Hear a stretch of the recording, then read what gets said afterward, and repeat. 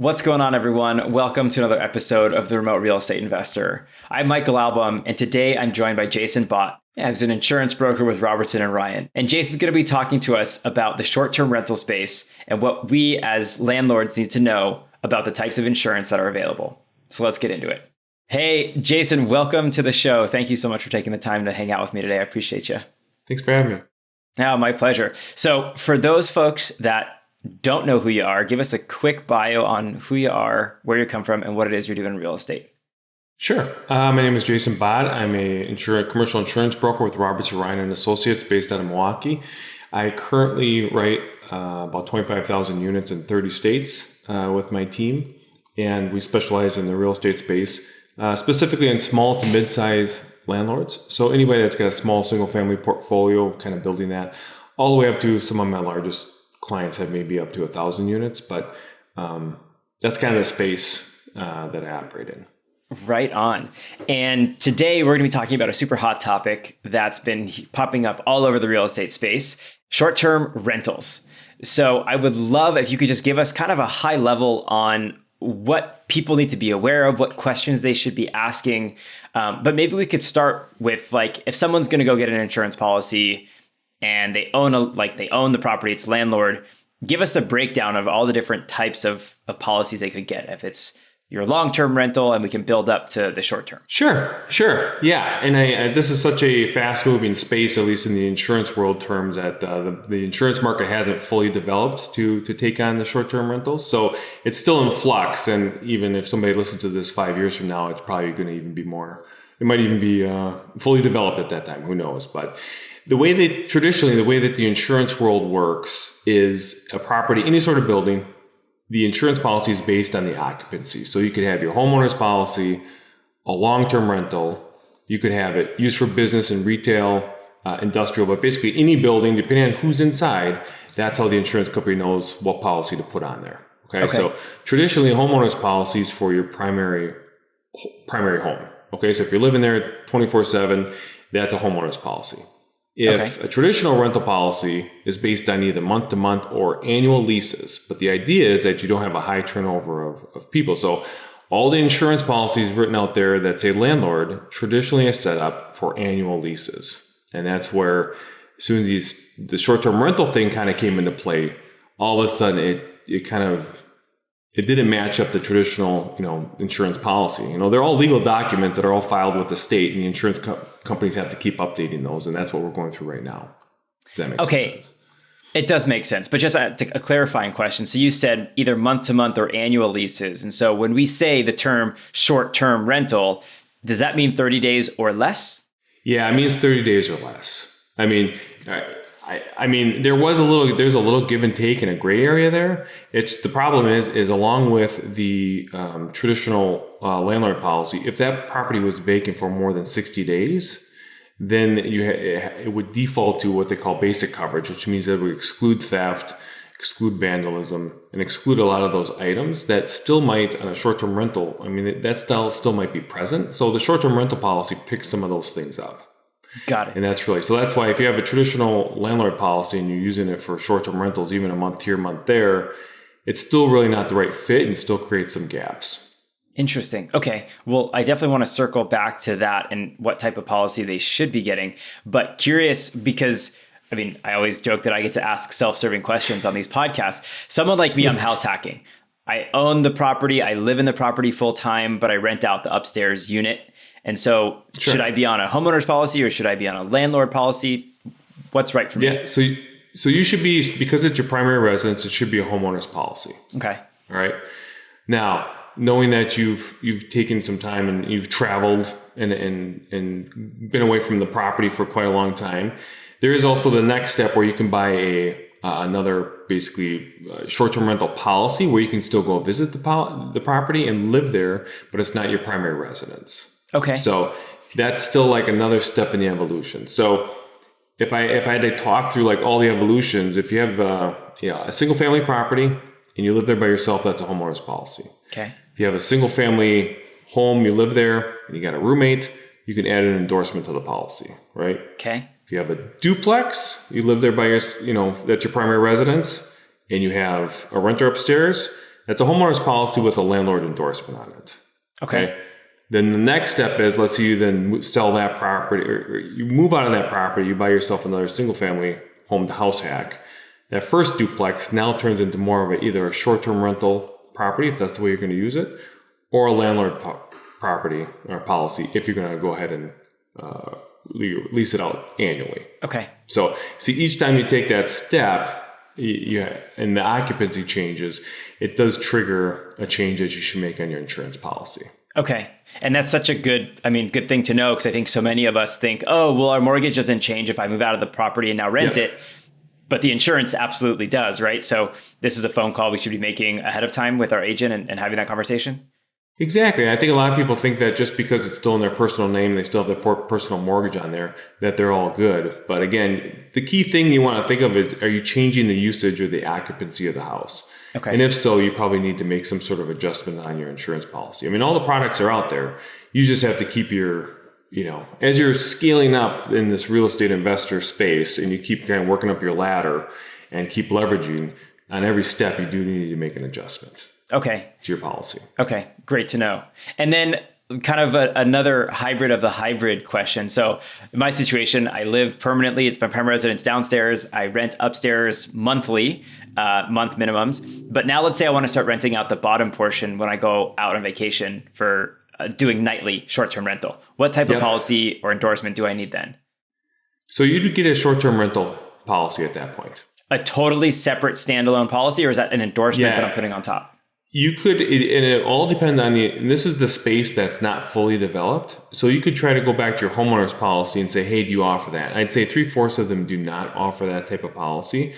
But then 1/4 of the, like let's call them State Farmers, Allstates, or whomever, 1/4 of them may still offer that option to be able to short-term your own unit along with a duplex. So Got it. It gets, you kind of get into that, in that gray space, and the bottom line is, where's your primary, residence? Got it. Okay. That's what kind of dictates how you insure that one. Okay. Okay. And if the carrier that I'm currently with does not offer that type of policy change or endorsement, and I do need to go get a true short-term rental policy, is that policy going to cover me for when I'm living in the property as well? Some of them can. You got to add again, I hate to keep saying endorsement, but you got to add the endorsement back on there that you will use it personally. So now I'm going back kind of the opposite direction of it. Okay. All right. Yeah. And I mean, an overview as well is when you're in a homeowner's policy, that's a personal policy, personal homeowner's policy. And then as soon as you move over to the 100% where you are short-terming both units, that becomes a commercial policy. Okay. So basically business usage. And that's why, okay, now you have a business policy, but now I want to go back in and use it personally. It gets a little bit, you got to, again, add the endorsement to be able to be protected for that. Another thing that you want to think about, which kind of overlaps, is if you just get yourself a renter's policy for yourself, that will cover you when you go back to that property. If you have to have it set up in an LLC, on a business policy, that will cover you for personal use there. Okay. So so the scenario is I've moved out of my primary. Now I'm renting it full time and both units, and I've got on a commercial policy. And because I moved out now, I want to put this property in the name of an LLC for business purposes. Yep. And so I have the short-term rental policy on that. And for myself, I go get a renter's policy. And sometimes I come and stay in my short-term rental in the bottom unit. That renter's policy is going to be effective for picking up some of the coverages there. Correct. Because on a business policy, the liability only covers that premises or that building. But from a personal standpoint, you're going all over the place, and you need to have some of those liabilities, picked up when you're off premise. So when you go rent somewhere else, you're going to say, hey, I need some proof of coverage to stay in my unit. That renter's policy now gives you the ability to do that. Versus before, when you had a homeowner's policy, the homeowner's policy would extend liability all the way over to wherever you're staying. So for instance, when I go on spring break with my kids and I go stay at the hotel, my homeowner's policy is extending liability all the way to that hotel room. Got it. Okay. Yeah. So you lose that when you go to a commercial policy. And so, yeah. Okay. Well, for those people that are still with us, hopefully we haven't bored anyone to tears. Jason, I'm curious if you could share with us what types of coverages we should be looking for and asking for on a short-term rental policy, because as you well know, there's all these different line items and coverages and endorsements that you can add on your homeowner's policy. So what do we need to be asking for on the short-term side of things? So on the short-term side, there's only a few companies that have a very robust, policy, and some of those coverages, for instance, would be, if you had jet skis that you rented at the short-term rental. So think of a lake property. Okay. A bigger home that will have, bigger, let's say it can house 14 people or something like that. Well, they're probably going to have some parties, so you can get all sorts of other business endorsements onto that location that you're not going to get with a traditional, like a State Farm or Allstate policy. That's going to give you what they call like liquor liability, extension for jet skis or for the golf cart or some of those other items. So if it's a much more robust, short-term rental, if you like Orlando or any sort of lake house, then you're going to want to probably go with a little bit more of an expensive, broader short-term rental policy. But if it's just in the city, and you don't have any of those other ancillary, exposures, then you can go with most of those other smaller policies will take care of it. So okay. Hopefully that gives you some indication, but again, it goes back to usage and how, what you're going to be doing there, whether or not it, which endorsements will cover. Okay.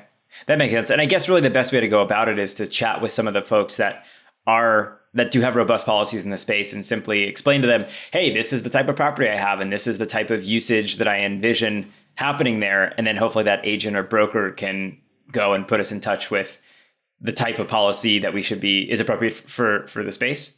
That's correct. Yep. Yeah. And that's something that you could probably help out with, right? I can. And then there's a couple options where you can go direct, but again, I'd say you still want to line up with an insurance broker, insurance agency that specializes in that short-term rental space, because they're going to be able to tell you the difference. I'd say the normal home and auto agent is not really going to know the difference between the two. It's again, the whole space is still being developed, so most agents still don't know what they don't know in the space. Yep, makes sense. And who are some of those carriers, agencies, brokers that you think have really robust policies in place? So the leader in the space is probably Proper Insurance, and that's another option where you can go direct, or some agents can also access their policy. Like we're contracted with them. Their program's always going to be, it's going to have lots of bells and whistles. It's going to be a business policy. It's going to be probably the most robust out there. And that's always going to be a little bit more expensive. But again, if you're going to a higher end, short-term rental property that's worth, $500,000 or $1 million. I mean, some people go really, really nice with some of these. I mean, you're definitely going to want to spend the extra money to get that policy. And then probably that competes on everything is Foremost. And they're also the one that was one of the first in the space, and they can do it as well.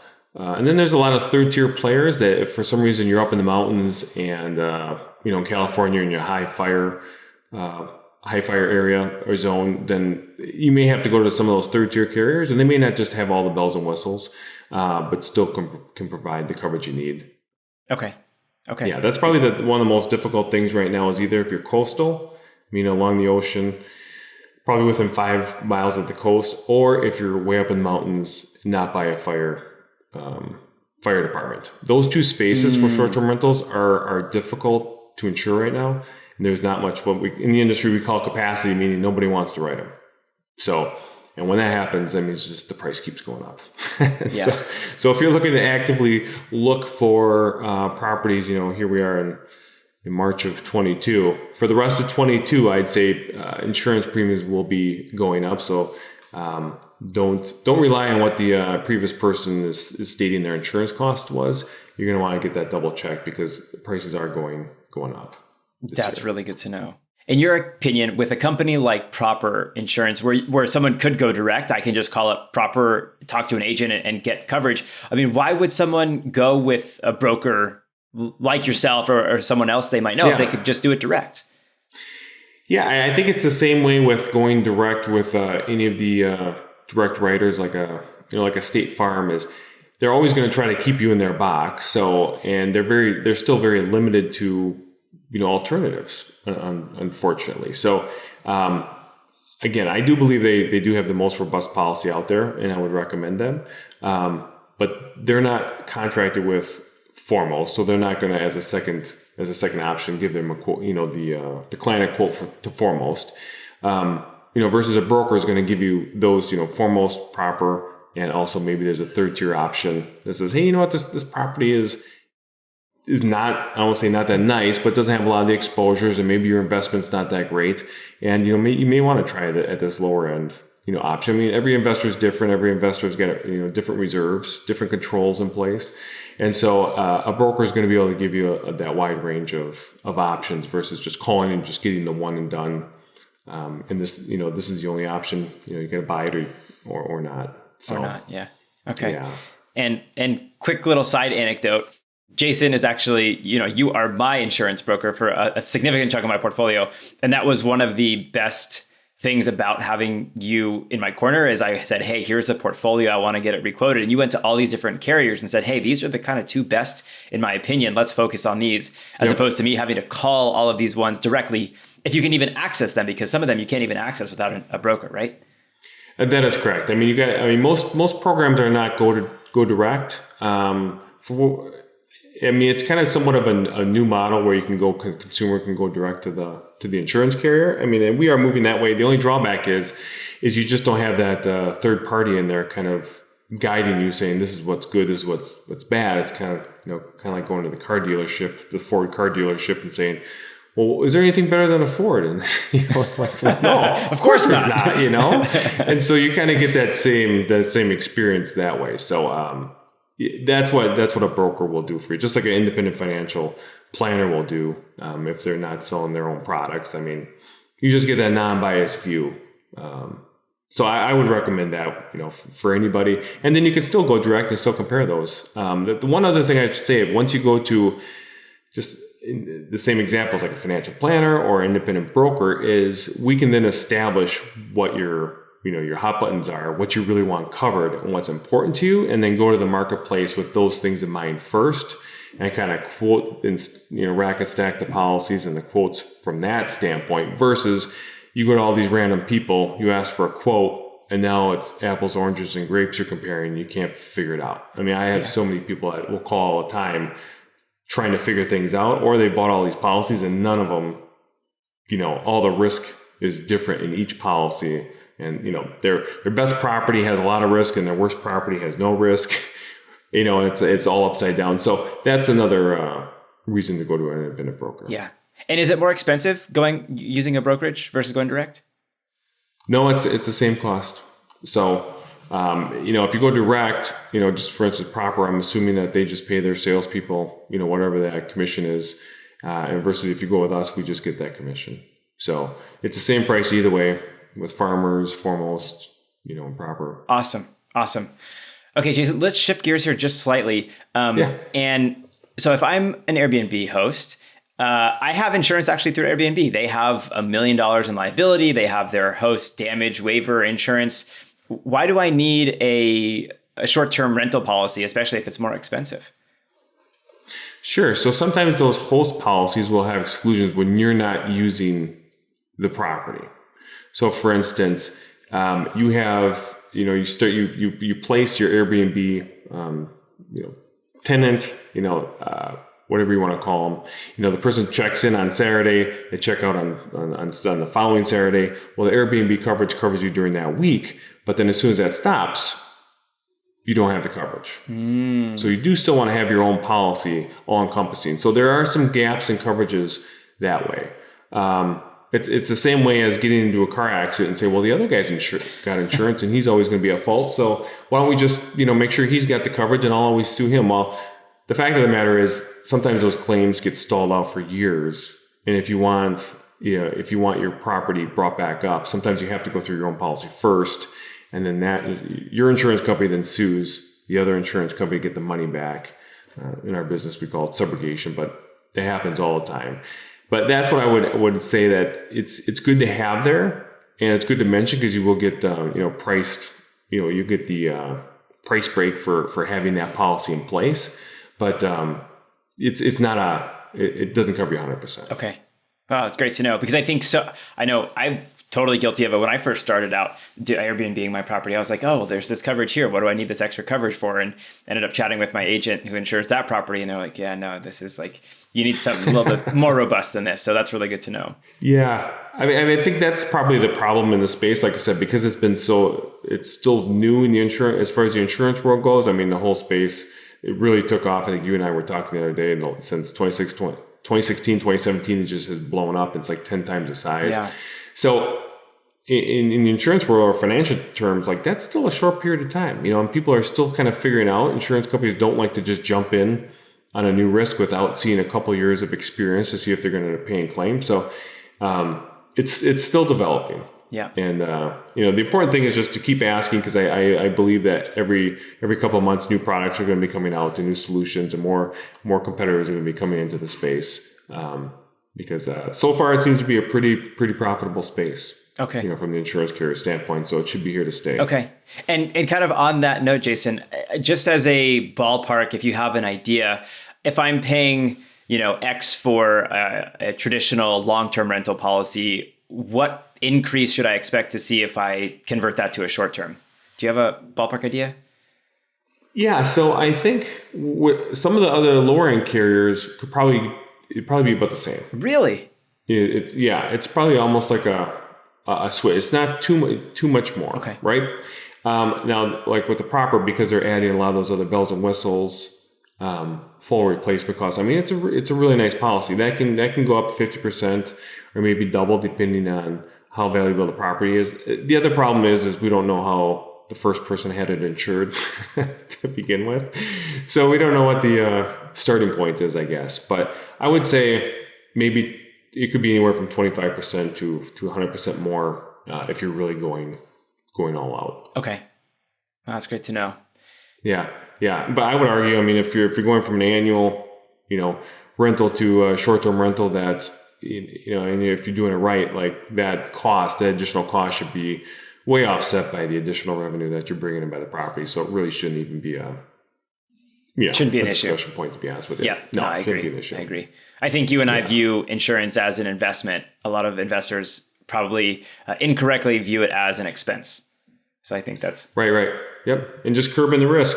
You just gotta get that risk off your table, so you don't have to write a check for $50,000 someday that you never had planned on. Right. So right. Yeah. But Jason, this was super helpful. Any final thoughts for folks on the short-term rental side of things?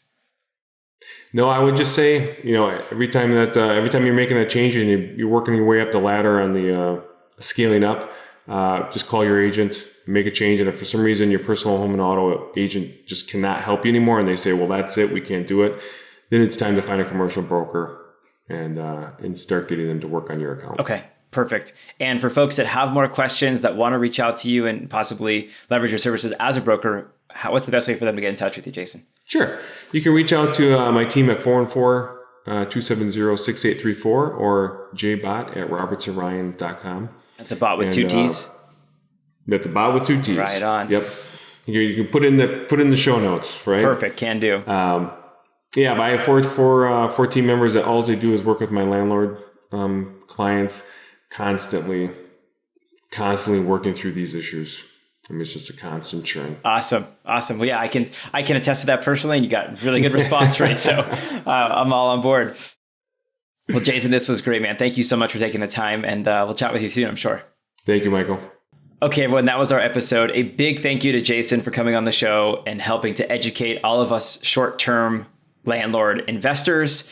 Definitely get out there and take a look at what policies you have if you have an existing short-term rental. And if you're thinking about one, now is the time to go do your due diligence on some of the companies that are out there and policy types that are available. As always, if you enjoyed the episode, please feel free to leave us a rating or review wherever you're listening or watching. And we look forward to seeing you on the next one. Happy investing.